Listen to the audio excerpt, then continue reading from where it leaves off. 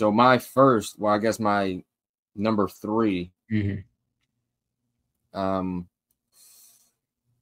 it was tough to narrow these down, but I got to narrow them down. And It's hard.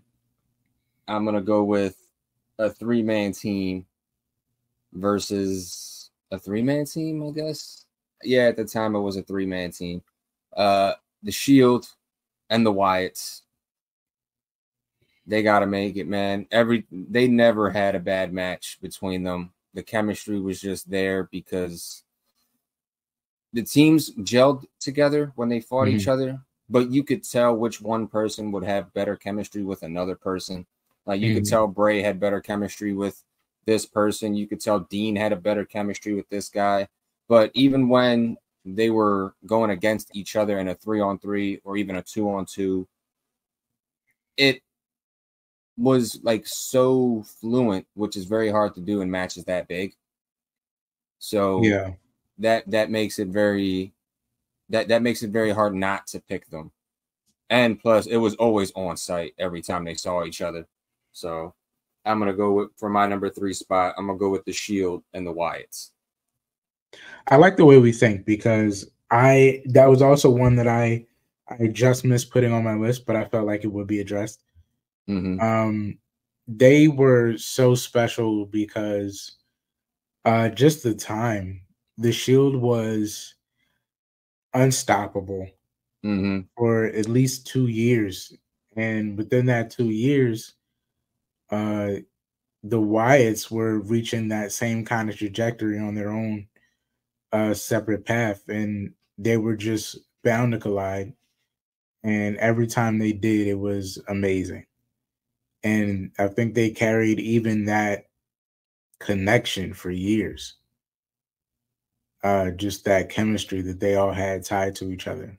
That was a great time in wrestling to see just these, because every single one of them seemed like a monster in their own sort of way. So every time they clashed, it was amazing. It was amazing, and I often make that connection every single time I think of the Shield. Like I'll think of, because I don't often think of the Shield anymore, but when I do, I think, oh man, the Shield. Oh, how great was the Shield? Oh, the Wyatts and the Shield. You know, I make that instant connection every single time because they were just so, yeah, they kind of helped each other become what they were. My number 3 is it's number 3 because it's outside of the major feuds, but it's intense to me because I got to witness it live. I'm going to MLW for this feud. I got to be around for witness live some of the great matches from when 5150 was last in Major League Wrestling. 5150 could also be, an incarnation of LAX. At the time, Conan was managing 2 newer, younger guys after the Pride and Powerful was Slice Boogie and Danny Limelight. And at the time, when we met them at kind of the height of their time in MLW as a tag team, they were going head to head with Los Parks, which was LA Park Jr., and Hijo de la Park, de LA Park. So it was LA Park and his 2 sons, and they would just have these insane clashes where every now and again you would get a third stand-in from LAX. Homicide would come, or Hernandez, or just somebody from LAX as a stand-in third, while these guys just had a lucha standoff.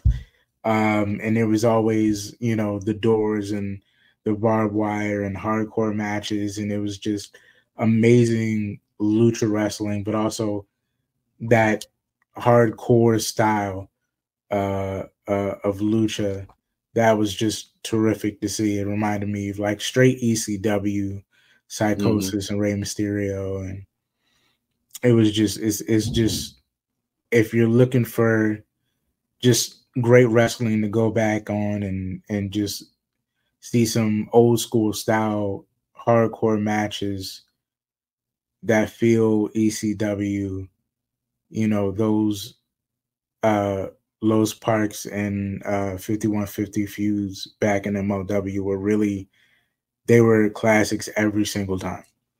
Every single time they went out there. Because you knew they had no intention but to jump off of something, fly off of something, put somebody through something, and barely walk away. So it was a great time every time. People have been asking me to be the best in the world. Why, Eddie, why?